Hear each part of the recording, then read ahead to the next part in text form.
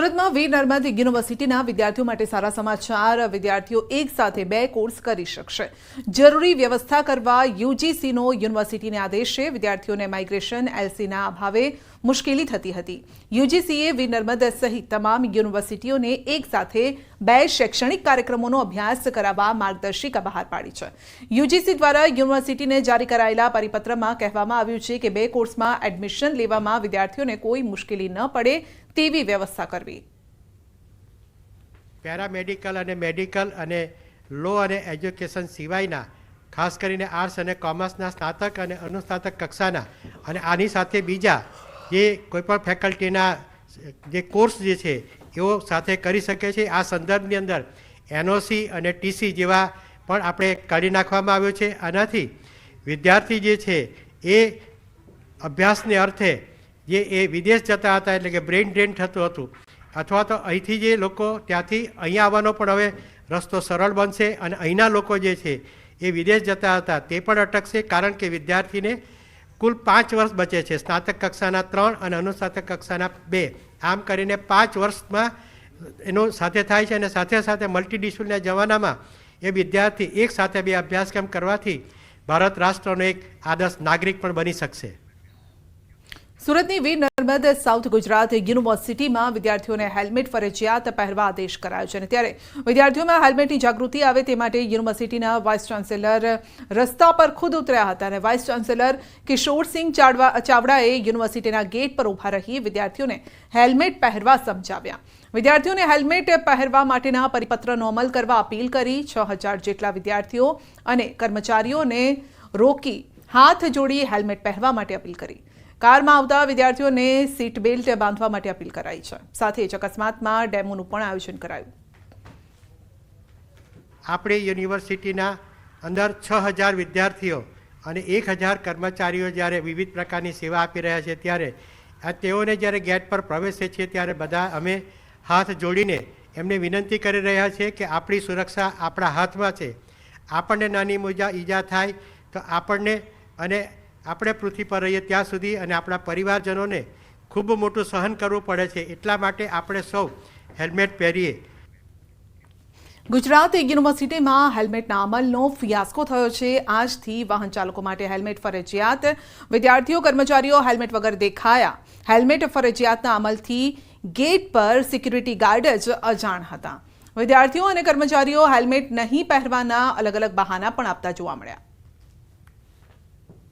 જો તમને જાણ થઈ છે કે નહીં થઈ? ના, પણ હેલ્મેટ પહેરીને કેમ નથી આવતા? હેલ્મેટ તો આમ બી ફરજિયાત છે પહેરવું ટ્રાફિકના નિયમ પ્રમાણે। હા, હવેથી પહેરીશ। તો આજથી તો પ્રતિબંધ છે, એન્ટ્રી માટે બી પ્રતિબંધ છે। એટલે મને ખબર નથી। યુનિવર્સિટીના કર્મચારીઓએ પણ પહેરવું ફરજિયાત છે એવું આજથી ફરજિયાત કર્યું। શ્યોર કેમ નહીં પહેરવું? અત્યારે નથી સર મારી પાસે, લાવી દઈશ હું નવું હેલ્મેટ। હાઈકોર્ટના કડક વલણ બાદ હવે અલગ અલગ શૈક્ષણિક સંસ્થાઓએ પણ હેલ્મેટ જે છે તે ફરજિયાત કર્યું છે અને ગુજરાત યુનિવર્સિટીમાં પણ આજથી હેલ્મેટ ફરજિયાત અમલી કરવામાં આવ્યું છે। પરંતુ ક્યાંક ને ક્યાંક ગુજરાત યુનિવર્સિટીમાં હેલ્મેટનો અમલ જે છે તેનો ફિયાસ્કો થયેલો જોવા મળી રહ્યો છે। જે પણ લોકો જે આવી રહ્યા છે ખાસ કરીને યુનિવર્સિટીના કર્મચારીઓ હોય કે 2 વ્હીલર ચાલકો હોય કે અહીંયા અભ્યાસ કરતા વિદ્યાર્થીઓ હોય તેઓ જે છે તે ક્યાંક ને ક્યાંક હેલ્મેટ વિના જ ગુજરાત યુનિવર્સિટીમાં પ્રવેશ કરી રહ્યા છે। એટલે ક્યાંક ને ક્યાંક હેલ્મેટના અમલનો અહીંયા ગુજરાત યુનિવર્સિટીમાં ફિયાસ્કો થયેલો જોવા મળી રહ્યો છે। બીજી તરફ એનએસએસના વિદ્યાર્થીઓ પણ સમજાવવાની વાત હતી પરંતુ એનએસએસના વિદ્યાર્થીઓ પણ હાજર અહીંયા જોવા મળતા નથી કે સાથે સાથે અહીંયા જે સિક્યુરિટી કર્મચારીઓ છે તેઓને પણ ક્યાંક ને ક્યાંક આ નિયમ અમલી કરવામાં આવ્યો છે તેની જાણ કરવામાં આવી નથી। એટલે એને લઈને ક્યાંક ને ક્યાંક ગુજરાત યુનિવર્સિટીમાં હેલ્મેટના પહેરવાનો જે અમલ જે છે તે ક્યાંક ને ક્યાંક ફિયાસ્કો જોવા મળી રહ્યો છે। કેમેરામેન પ્રકાશ દેસાઈ સાથે Sanjay Tank, news 18 Gujarati, Ahmedabad. Surat traffic police action મોડમાં જોવા મળી રહી છે। પોલીસે નિયમોનો ભંગ કરતા 400 જેટલા વાહન ચાલકોના લાયસન્સ રદ કરવા આરટીઓને રિપોર્ટ કર્યો છે। નો એન્ટ્રીમાં પ્રવેશ કરતા અને દારૂનો નશો કરી વાહન હંકારતા ચાલકો સામે કાર્યવાહી કરવા માટે રિપોર્ટ કરાયો છે। છેલ્લા 1 અઠવાડિયામાં આ દરમિયાન 700 જેટલા વાહન ચાલકો સામે દંડાત્મક કાર્યવાહી પણ કરાઈ છે અને રોંગ સાઈડમાં આવતા વાહન ચાલકો સામે પણ કાર્યવાહી કરાઈ છે। બીજી તરફ સુરત પોલીસ કમિશનર પણ ટ્રાફિક સમસ્યા નિવારવા માટે જાતે રસ્તા પર ઉતર્યા।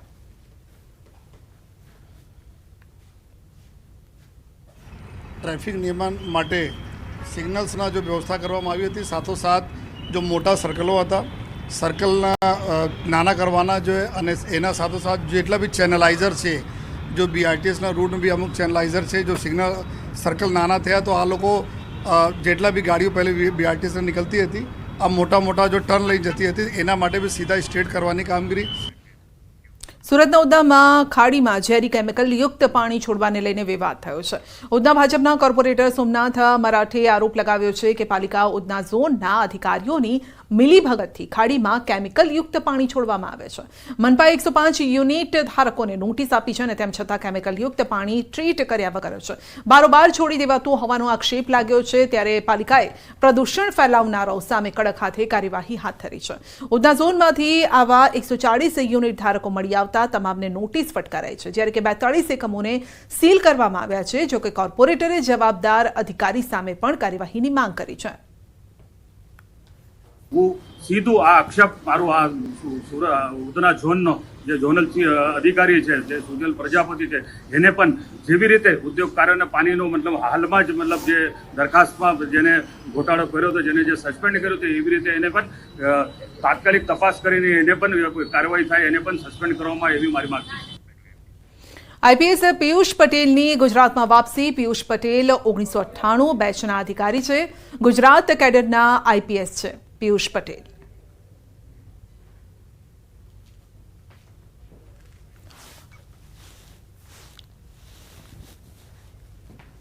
તો પિયુષ પટેલની ગુજરાતમાં વાપસી. આઈપીએસ અધિકારી પિયુષ પટેલની ગુજરાતમાં વાપસી થઈ છે. તેઓ 1998 બેચના અધિકારી છે. ગુજરાત કેડરના આઈપીએસ અધિકારી છે પિયુષ પટેલ.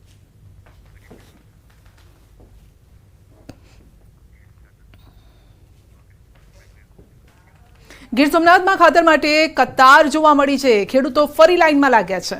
કોડીનારમાં ડીએપી ખાતર માટે લાંબી લાઇન લાગેલી જોવા મળી છે. 1 મહિના બાદ ખાતર આવતા ખેડૂતો અહીં ખાતર લેવા માટે ઉમટ્યા છે. ખાતર ડેપો પર ખેડૂતોની લાંબી કતાર લાગી. લાંબા સમય બાદ ડીએપી ખાતરની ગાડી આવતા ખેડૂતો ઉમટી પડ્યા છે. જિલ્લાભરમાં છેલ્લા એકાદ મહિનાથી ડીએપી ખાતરની અછત છે. આખરે ખાતરની ગાડી આવતા ખેડૂતોએ પડાપડી કરી. મહિલાઓ પણ અહીં કતારમાં લાગી. બુલેટિનમાં અત્યારે બસ આટલું જ. રજા આપશો. નમસ્કાર. પોલીસને કરી જાણ. ઘટના સ્થળ પર લોકોના ટોળે ટોળા ઉમટ્યા. નદીમાં કાર ક્યાંથી આવી તેને લઈને તપાસ શરૂ. બોટાદના ભાજપના સ્નેહ મિલનનું આયોજન. બોટાદ વિધાનસભા બેઠકના અલગ અલગ મોરચાના આગેવાનો અને કાર્યકરોએ આપી હાજરી. સંગઠનને વધુ મજબૂત કરવા જિલ્લા ભાજપ પ્રમુખે કરી અપીલ. સંસદના શિયાળુ સત્રની શરૂઆત વકફ સંશોધન બિલ સહિતના મુદ્દે આ સત્રમાં પણ હોબાળો થવાની શક્યતા. આ શીતકાલીન સત્રમાં વકફ સંશોધન બિલ રજૂ કરી શકે છે મોદી સરકાર. સંસદના શિયાળુ સત્રમાં યોજાશે 19 બેઠક. 26 નવેમ્બરે કરાશે સંવિધાન દિવસની 75મી વર્ષગાંઠની ઉજવણી. આ સત્રમાં 5 બિલ રજૂ કરાશે. બેન્કિંગ નિયમ, રેલવે સંશોધન બિલ પસાર કરવાની કેન્દ્ર સરકારની યોજના. રાજ્યસભામાં રજૂ કરાશે ભારતીય વાયુયાન બિલ. પીએમ મોદી વિપક્ષ પર વરસ્યા. કહ્યું કેટલાક લોકો સંસદમાં હંગામો કરે છે, જેનો વળતો જવાબ જનતા આપે છે. ટીડીપીના સાંસદે દિલ્હીમાં વધતા પ્રદૂષણને લઈને સાયકલ ચલાવવાનો આપ્યો સંદેશ. સંસદ ભવનમાં સાયકલ લઈને પહોંચ્યા ટીડીપીના સાંસદ. પ્રદૂષણને લઈને લોકોમાં જાગૃતિ આવે તે માટે સાંસદે કર્યો અનોખો પ્રયાસ. સંવિધાનના દિવસ નિમિત્તે દિલ્હીમાં કરવામાં આવ્યું સંવિધાન પદયાત્રાનું આયોજન. કેન્દ્રીય મંત્રી મનસુખ માંડવિયા, કિરણ રિજિજુ, ગજેન્દ્રસિંહ શેખાવતે આપી કાર્યક્રમમાં હાજરી. પદયાત્રા બાદ કરવામાં આવ્યું વૃક્ષારોપણ. ઝારખંડના રાંચીમાં 28 નવેમ્બરે હેમંત સોરેન લેશે મુખ્યમંત્રી પદ માટે શપથ. મુરાહાબાદી મેદાનમાં યોજાશે ભવ્ય શપથ ગ્રહણ સમારોહ. સોરેન કેબિનેટમાં 7 નવા ચહેરા જોવા મળે તેવી શક્યતા. ટીએમસીએ સાધ્યા કોંગ્રેસ પર નિશાન. ટીએમસી નેતા કલ્યાણ બેનર્જીએ આપ્યું નિવેદન. કહ્યું કોંગ્રેસ હારી રહી છે તો તમામે પોતાનો અહંકાર એક તરફ મૂકી મમતા બેનર્જીને નેતા માનવું જોઈએ. મમતા બેનર્જી વિપક્ષનું નેતૃત્વ કરવા માટે સક્ષમ.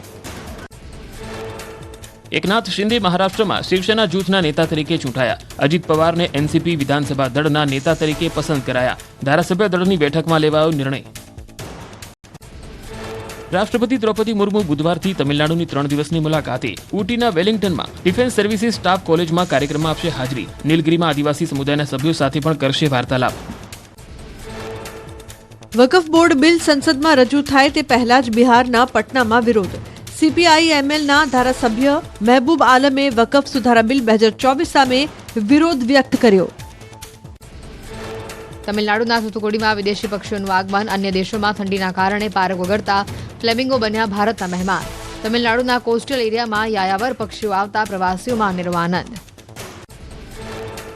ટેસ્લાના માલિક ઇલોન મસ્કે કરી ભારતની ચૂંટણી પ્રણાલીની પ્રશંસા.